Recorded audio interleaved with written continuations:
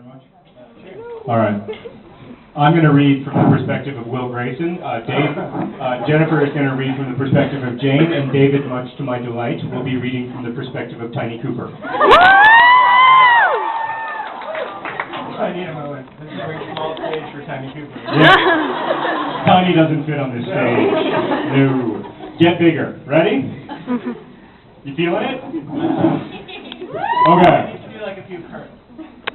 Right. Do the curts for them too. They missed it. Thank you. Okay. All right.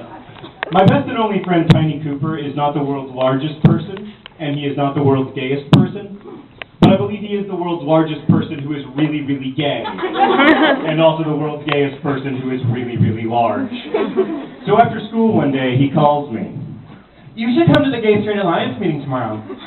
Nothing personal, Tiny, but I don't really go in for alliances. Anyway, you know my policy on extracurricular activities. No, I don't. Well, I'm opposed to them. Just the curricular activities are plenty.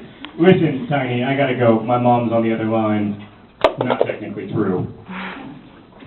Okay, actually, I need you to come because we have to get our membership numbers up. Our school funding is partly decided by meeting attendance. Why do you need money from the school, Tiny? You've got your own house. We need money so that we can stage our production of Tiny Dancer. Oh my sweet, holy God. What? Tiny Dancer is this musical which was written by Tiny, and it's basically Tiny's slightly fictionalized life story, except it is sung, and it is, I mean, I don't use this adjective lightly, but it is the gayest single musical in all of history, which is really saying something. And by gay, I don't mean that it sucks, I just mean that it's gay. It's actually, as musicals go, quite good. I'm particularly fond of the song The Nose Tackle Likes Tight Ends, which includes the memorable couplet, "The locker room isn't porn for me, 'cause you're all too damned pimply."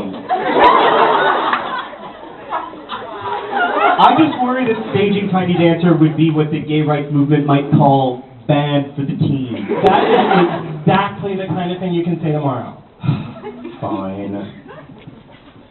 So I get on Facebook to try to figure out who exactly is in the Gay Straight Alliance and whether they might develop into a suitably non-annoying group of friends.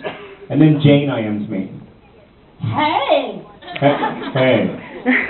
Sorry, that might have been inappropriate exclamation point use. That joke is funnier in text. I still like it though.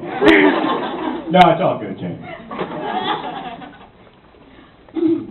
All good. I hear Tiny's recruiting you to join the GSA. Indeed. You should come. We need members. It's kind of pathetic, actually. Yeah, I think I'm going to.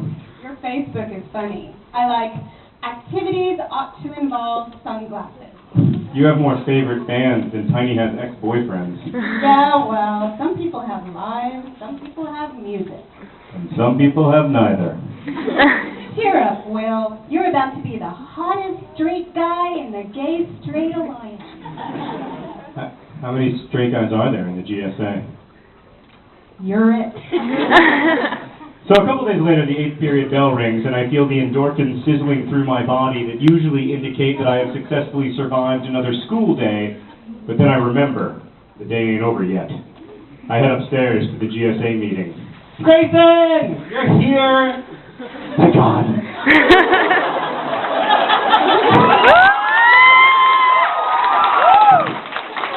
Wait. This is the Homosexuality is an Abomination Club, right? Hey, Jane. Grayson, are you abandoning your asexuality? I'm not asexual, Tiny. I'm a-relationshipal.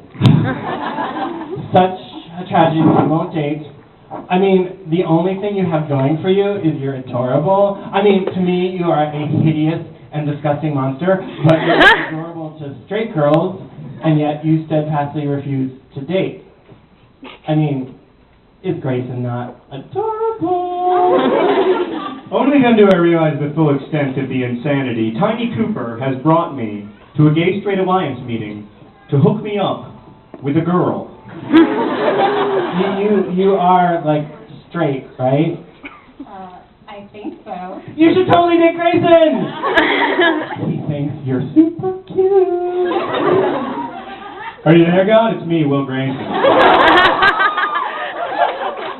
Dear God, I swear that I will take a vow of silence and move to a monastery and worship you for all my remaining days, if you just this once provide me with an invisibility cloak.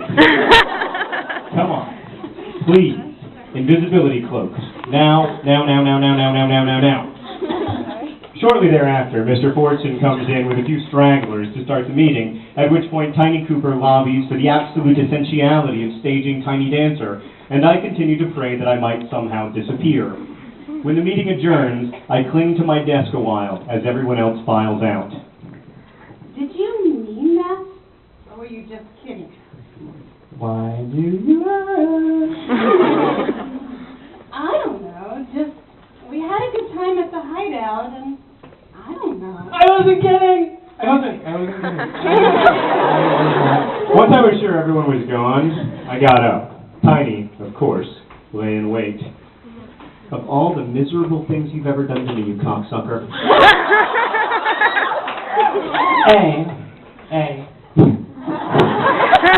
Cocksucker is not an insult. And B